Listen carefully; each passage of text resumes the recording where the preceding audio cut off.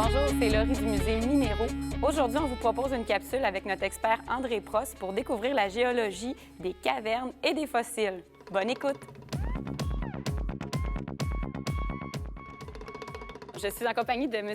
André Prost, qui est notre expert en géologie au musée Minéraux. André, quelle est ta formation?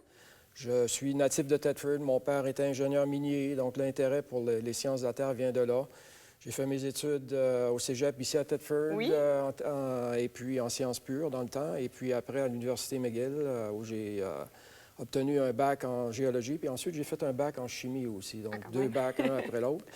Et j'ai travaillé dans le domaine minier longtemps, au niveau de l'exploration minérale, au Manitoba, à Terre-Neuve, au nord du Québec. Tu as voyagé. Donc, pour moi, la géologie, c'est quelque chose de très, très intéressant. Je suis un passionné, là. Je collectionne les minéraux, les fossiles. C'est quelque chose pour moi qui est très cher, là. Bien oui, tu es une ressource importante aussi pour nous au musée, étant donné aussi que tu es le président de notre conseil d'administration, donc juste le mentionner. Aujourd'hui, André, j'ai des petites questions pour toi au niveau de la géologie pour qu'on comprenne un peu, parce qu'on a reçu une nouvelle exposition. Cette exposition-là, Paléomission à la recherche du paresseux préhistorique, va porter sur une expédition qui s'est passée à Cuba. Et puis, ça se passe dans un environnement assez spécial qui est une caverne. Donc, je ne sais pas si tu peux peut-être expliquer à notre public comment ça se forme une caverne, de quoi c'est fait, puis est-ce qu'il y a des minéraux qui la composent particulièrement, des roches? On t'écoute. D'accord, Laurie. Les cavernes, on appelle ça caverne, mais c'est le synonyme de caverne, c'est grotte. OK. Donc, une grotte, c'est une cavité vide formée naturellement qui est horizontale généralement, alors qu'un gouffre, OK. c'est comme une caverne, mais à la verticale. Donc, la différence entre un gouffre et une grotte. Donc, les grottes, les gouffres, pour la première fois, ont été étudiés en France. En France, c'est un terrain très calcaireux. C'est des roches qui sont composées de calcite, carbonate de calcium. Et la propriété du carbonate de calcium, dont la roche est formée, c'est qu'elle va se dissoudre facilement à l'acide. Là, on se dit, oui, mais comment l'eau qui percole à travers la roche peut être acide? C'est que l'eau, lorsque la pluie tombe sur le sol, elle s'imbibe dans le sol, dans la végétation, où là, on a des acides naturels. Donc, l'eau devient de plus en plus acide. Et dans la roche elle-même, les fractures du calcaire, parce qu'un calcaire, ça se fracture assez bien, on a une ouverture verticale disponible pour que l'eau percole à travers cette roche-là. Donc, ça va venir faire des petits trous, là, finalement, là. C'est ça, exactement. Et étant acide, cette eau-là, elle va dissoudre le calcaire. OK. Donc, je peux vous montrer de quelle façon ça se passe. Ici, j'ai On va faire une petite expérience. de l'eau qui est acide. En fait, c'est de l'acide chlorhydrique, mais l'eau de pluie, elle peut avoir un pH relativement acide. OK. Et comme la liqueur peut avoir un pH acide, OK. quand on met de l'acide sur un calcaire, ici c'est un calcaire qui est noir, mais c'est de la calcite, carbonate de calcium. Si je mets une goutte, disons que c'est une goutte de pluie, si on met une goutte d'acide ou une goutte de pluie sur le calcaire, remarquez l'effervescence que ça produit. Ça veut dire que le calcaire est en train de se dissoudre. Donc, cette fracture dans laquelle l'eau percole, l'eau acide, la fracture va s'ouvrir et l'eau va percoler de plus en plus en profondeur. OK, donc elle va pénétrer, là. Donc, le calcaire se dissout carrément et ça va former une ouverture. OK. Et à tel point que l'eau peut circuler et on peut former même des rivières souterraines. Cette eau-là est toujours acide, va dissoudre le calcaire et on va former une grotte. Si elle est horizontale, c'est une grotte. Si la dissolution est verticale, c'est un gouffre. Donc, l'eau acide, lorsqu'elle tombe dans un vide, le gaz carbonique s'échappe de l'eau et l'eau devient neutre. Et à ce moment-là, sur le plafond des grottes, la calcite peut se précipiter. Et elle forme des couches. Comme exemple, l'hiver, quand on regarde les toitures, les glaçons, c'est la même chose. C'est de l'eau pure, par contre, c'est pas de l'eau acide. Mais dans une grotte, c'est quand même acide. Donc, cette eau-là devient moins acide et en étant moins acide, elle va précipiter une couche de calcite. Okay. Et ça se précipite en anneaux. Et on va former un glaçon. Un glaçon, comme pour l'eau, ça va être un glaçon de carbonate de calcium. Un glaçon solide qui Un va être glaçon rocheux. solide Oui. accroché au toit de la grotte. Comment on l'appelle, ce phénomène-là? C'est ça, on appelle ça, à ce moment-là, un stalactite. Petite. OK. Stalactite. Et les gens qui vont dans les grottes sont des spéléologues. OK, parfait. Spéléologues, c'est une science, la spéléologie. Et même au Québec, on a une association, un regroupement de spéléologues amateurs Oui. et professionnels. Et on peut visiter même au Québec certaines grottes avec ce club-là. Ah, c'est des belles sorties à penser, ça. Très bien, oui, oui, oui. Donc, ici, si on regarde, je prends ici, on a plusieurs exemples de stalactites de toutes formes, mais le classique, c'est celui-ci. Donc, si je prends ici, nous avons deux stalactites à côté un contre l'autre, et ils ont un plan commun, et ça, c'est accroché au plafond OK. de la grotte. Donc, si on Et, dit un stalactite, c'est que ça descend du toit. Voilà, c'est ça. Donc, stalactite descend vers le bas, la pointe est vers le bas. OK. Et qu'est-ce qui arrive, c'est que l'eau acide, lorsqu'elle arrive dans la grotte, précipite son minéral de carbonate de calcium et va former, la goutte va précipiter de la calcite. Et le glaçon ou le stalactite va s'allonger. Qu'est-ce qui est intéressant, c'est que on peut remarquer ici, en vue de coupe, les anneaux concentriques de formation de calcite. Et on va voir même ici une petite ouverture, un petit trou. Ah Dans oui? ce trou-là, l'eau va percoler à travers, Toute la longueur? oui, OK. du stalactite et va sortir à l'autre bout, parce qu'ici aussi, il y a un trou. Donc, l'eau, une fois qu'elle a précipité son calcium, il en reste toujours un peu. La Ouais. goutte va tomber au sol de la grotte et va commencer à former un stalactite vers le haut, qu'on appelle un stalagmite. OK, donc c'est ça la formation. Puis c'est pour ça qu'on va retrouver le bas, le haut, finalement, dans une caverne. C'est ça. OK. Et à la longue, les deux vont s'allonger. Et à un moment donné, on va les rencontrer Oui. pour former un pilier ou une colonne. OK. Donc, dans les grottes, nous avons des stalactites accrochés au plafond, stalactites vers le bas, stalagmites vers le haut, mais toujours un au-dessus de l'autre. OK. Et à mesure de la croissance, les deux vont peuvent se rejoindre pour former ce qu'on appelle un pilier ou une colonne. OK. Donc, un dépend de l'autre, finalement, pour se former. Le stalagmite va dépendre de la stalactite pour Exactement. se former. OK. C'est ça. Intéressant. Qu'est-ce qui peut arriver, par contre, c'est que le petit trou ici peut se colmater. À la longue, il va se colmater. OK. Et à ce moment-là, le stalactite va plutôt qu'allonger, va devenir de plus en plus gros. Va devenir plus massif. Oui. OK. Donc, c'est un peu comme ça que se forme un stalactite. Pour avoir un stalagmite, ça prend nécessairement un stalactite. Excellent. C'est vraiment plus clair comme ça. Donc, on retient le truc, stalactite, du toit, hein, pour faire la différence. Moi, j'ai un petit peu de D'un misère des fois. stalagmite, c'est ça. Et quand les deux se rencontrent, on appelle ça une colonne. Excellent. André, dans l'exposition, on parle beaucoup, en fait, de la trouvaille des ossements d'un paresseux géant qui ont été fossilisés. Est-ce que tu peux nous expliquer un petit peu comment ça se passe, la fossilisation? Puis est-ce que c'est juste pour des animaux que ça se passe? Oui, Laurie, la fossilisation, c'est tout un phénomène de préservation des parties dures d'un animal. OK. Les parties dures d'un animal, c'est souvent les ossements. Ça peut être même dans des conditions assez rares. La peau, exemple, la peau des dinosaures peut être conservée, fossilisée. Ah oui? Quand on dit fossilisé, ça veut dire que la partie dure ou même la partie molle, parce que certaines plantes, même, on a retrouvé fossilisées OK. dans des roches. Cette partie-là, qui était organique, la matière organique qui composait l'animal ou la plante, est maintenant Décomposé? pas décomposée, mais remplacée par un minéral. Assez minéralisé, dans le C'est fond. minéralisé. OK. Donc, ça peut être, exemple, ici, si j'ai le cas ici d'un coquillage. Ici, j'ai un coquillage qu'on appelle un céphalopode droit. On voit l'intérieur du coquillage avec sa structure interne, mais la coquille qui est ici n'est plus là. Elle est remplacée par un minéral. Dans ce cas ici, on voit que c'est de la calcite. Et la calcite, si je mets de l'acide dessus, ça va réagir. C'est preuve que c'est de la calcite. Oui, oui, oui. Donc, pour fossiliser, ça prend nécessairement des parties dures. Et dans le cas du paresseux géant, qu'est-ce qui a été trouvé? Ce sont ces ossements, uniquement ces ossements, dans une caverne. Donc, en plus d'avoir des parties dures, ça prend un ensevelissement rapide. Parce que si ce n'est pas enseveli rapidement, il va se décomposer, il va se détruire par l'action des vagues ou par l'action du vent ou le mouvement va faire que les ossements vont se briser et on va perdre le fossile.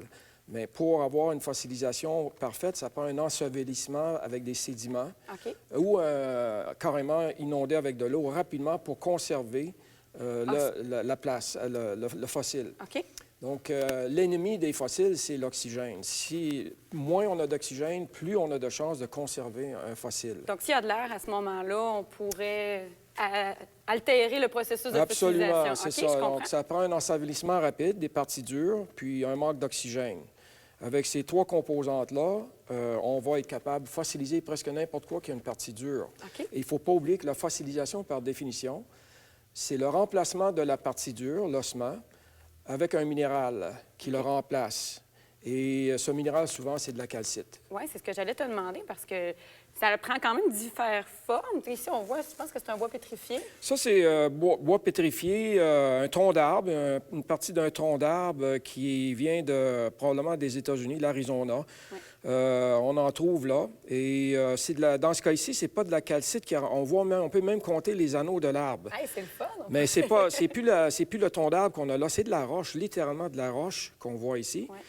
C'était le tronc d'arbre, mais tellement bien conservé qu'on dirait qu'on est en présence encore d'un tronc d'arbre. Oui, ça a encore sa forme, même on dirait la texture. Là. Oui, exactement. Donc, ici, dans ce cas ici, les anneaux de l'arbre, qui étaient de la cellulose, sont maintenant remplacés par de la silice. Donc, la silice, c'est un autre minéral qui peut remplacer les parties dures, comme la calcite. C'est deux minéraux qui souvent remplacent les parties dures. Dans ce cas ici, le tronc d'arbre, c'était une partie assez dure, mais ici, dans ce cas ici, c'est pas l'os qui a été remplacé, bien sûr, de l'arbre, c'est la cellulose de l'arbre. Chaque cellule a été remplacée par de la silice, à tel point qu'on peut encore voir les anneaux de l'arbre. Mais ça, c'est pas un processus qui se fait en 2 minutes, là. On parle ici de plusieurs millions d'années pour fossiliser complètement, dans ce cas ici, un tronc d'arbre. Ici, nous avons des coquillages. Ce sont des brachiopodes. On dirait des coquilles encore conservées, mais ce n'est plus des coquilles. La coquille d'origine n'est plus là. La forme de la coquille est là, mais c'est maintenant de la calcite. Ça, des coquillages comme ça, on en trouve ici. On peut en trouver au Québec, aux chutes Montmorency, entre autres, les chutes Montmorency à Québec. En haut de la chute, sur environ 1 kilomètre, on va retrouver dans les calcaires qui sont lités. On casse la roche et qu'est-ce qu'on va retrouver? Ce sont des fossiles ici de coquillages, des brachiopodes dans ce cas ici. Ça peut dater de 400 millions d'années, un fossile comme ça. OK, quand même. Oui, et puis ici, des plus gros fossiles. Oui, ça, c'est mes préférés. Oui, les ammonites. Les ammonites enroulées en spirale. C'est plus la coquille qu'on a ici maintenant. La coquille a été remplacée une fois ensevelie. Avec la circulation de l'eau en manque d'oxygène, la coquille a été remplacée par de la calcite. Puis on voit de toute façon l'être vivant qui sortait normalement, ici, mais il n'est plus là. Donc, ici, l'ammonite, lui, dans l'eau, il voyageait comme ça. Là. Et donc, il expulsait de l'eau de son corps. Tentacules, oui, comme la notide d'aujourd'hui, actuellement. OK.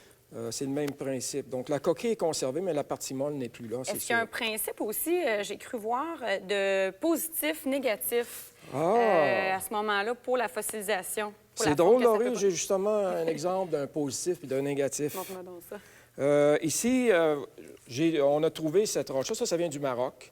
On dirait une roche, plutôt ronde, là, une concrétion peut-être même.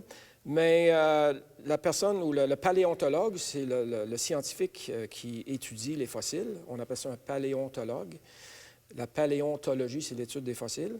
Au Maroc, on a des fossiles tout à fait extraordinaires de trilobites. C'est le premier arthropode marin, avec des yeux véritables, qui datent du Cambrien, environ 500 millions d'années. C'est la première fois qu'il y avait des yeux? C'est la première fois dans un organisme vivant qu'on avait des yeux. Les arthropodes font partie des insectes aujourd'hui, dont les scorpions aussi sont... Avec une carapace, finalement. Oui, c'est ça. Donc, le trilobite, ici, on ne voit pas le trilobite, mais quand on cherche des fossiles, on va frapper la roche, pas trop dur avec un marteau de géologue. Et si on est très chanceux, quand on casse la roche, qu'est-ce qu'on peut trouver? Oh, mon C'est le fossile, le trilobite ici. Ça, c'est le positif. Puis ça, c'est le négatif ou le moule. Donc, OK, je comprends. Donc, c'est comme si on faisait une empreinte avec le positif pour créer le négatif. C'est ça. Dans ce cas ici, j'ai les deux. J'ai le fossile lui-même qui est le positif, le trilobite, avec une tête, un thorax puis une queue. Et ici, j'ai son moule, qu'on appelle le négatif, dans la roche. Donc, quand je rassemble les deux, mais là, on perd tout signe de présence d'un fossile. Ouais. C'est pour ça qu'il faut vraiment, avec le marteau, frapper la roche pour essayer de... Le paléontologue qui a trouvé ça était vraiment attentif aux signes parce que j'avoue que quand c'est fermé, on ne dirait pas vraiment qu'il va y avoir un fossile à l'intérieur de la Non, pierre. pas du tout, mais il y a des signes. On cherche toujours, exemple, une forme arrondie comme ça. Ça, c'est signe que peut-être à l'intérieur de quoi d'intéressant. C'est des couches horizontales, comme ici, qu'on va chercher des roches qui forment des couches horizontales composées de calcaire. OK. Donc, c'est souvent la roche qui va contenir les fossiles. Le calcaire, c'est composé de carbonate de calcium. Dans les fonds marins profonds, il y a peu d'oxygène, pas beaucoup de circulation d'eau. C'est un milieu qui est très peu turbide. OK. Et les fossiles peuvent ainsi se conserver sans être brisés, parce qu'un coquillage, des coquilles, quand ça se frappe, ça se casse. Dans un milieu tranquille, profond, en manque d'oxygène, là où on retrouve les fonds marins profonds, on a beaucoup de carbonate de calcium qui va recouvrir les coquillages, et les coquillages vont être remplacés et conservés sur des centaines de millions d'années, comme ici. Mais dans le cadre de l'exposition Paléomission, on dit qu'on a trouvé des os de paresseux dans une grotte. Oui. Moi, je veux comprendre qu'est-ce qui s'est passé. Oui, dans le fond, dans la grotte, il y a longtemps, le paresseux vivait il y a environ au dernière ère glaciaire, le Pléistocène. On parle ici de 20 000 ans environ, mais il y a des paresseux qui datent de beaucoup plus, jusqu'à 5 millions d'années. Okay. Mais dans le cas du paresseux qu'on a retrouvé à Cuba, Paléomission, l'exposition ici au musée, le paresseux, lui, dans le temps, lorsqu'il vivait dans une caverne. Il y avait pas la grotte n'était pas remplie d'eau. OK.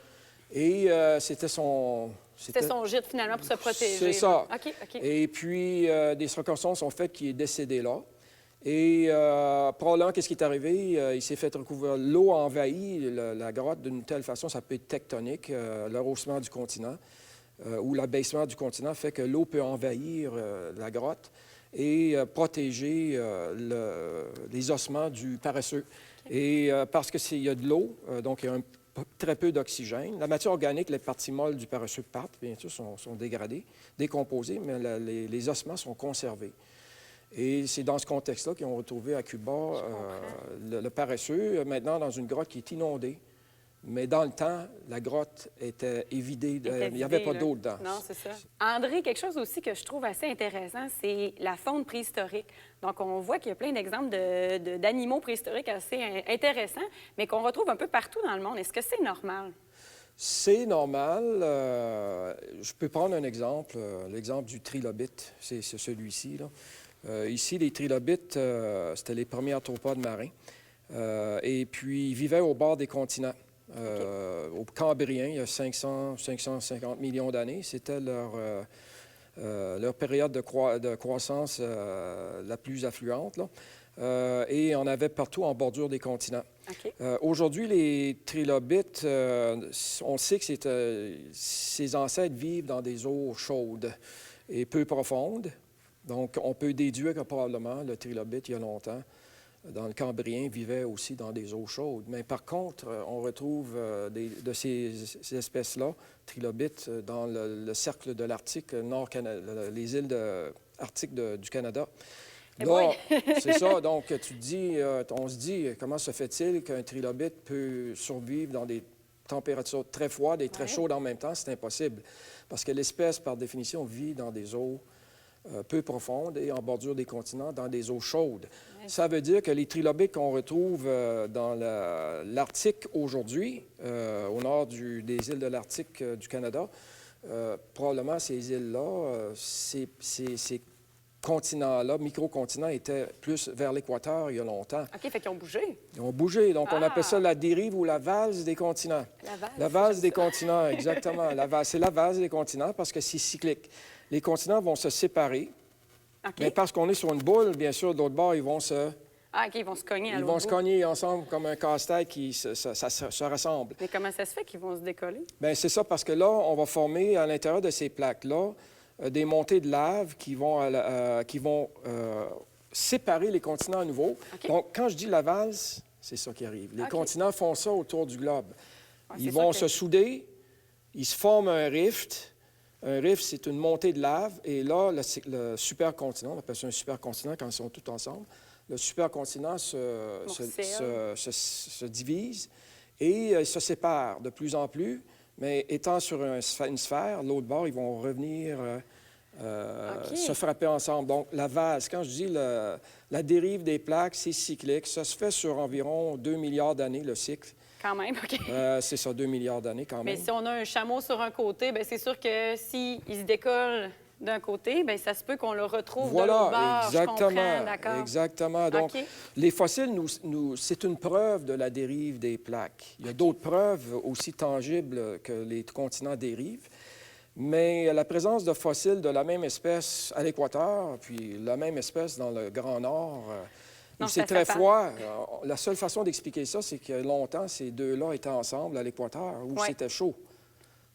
Puis, à ce moment-là aussi, ça veut dire que est-ce qu'on peut trouver aussi d'autres traces, peut-être même de la présence humaine avec cette dérive-là, ou est-ce qu'on était vraiment plus dans la même époque? On n'était pas du tout dans la même époque, là. La présence humaine date de 3 millions d'années. OK. Ici, on parle de 550 millions d'années. Nous autres, donc, on est vraiment plus loin, là. On occupe, c'est comme l'horloge jusqu'à minuit. Nous autres, on occupe la dernière minute avant minuit. C'est ça, notre présence sur... Sur le cadran de la vie, là. Oui, exactement. Bien, merci, André. C'était vraiment très intéressant ce que tu nous as présenté aujourd'hui. Puis, j'espère que ça vous a intéressé à la maison de découvrir tous ces phénomènes géologiques-là.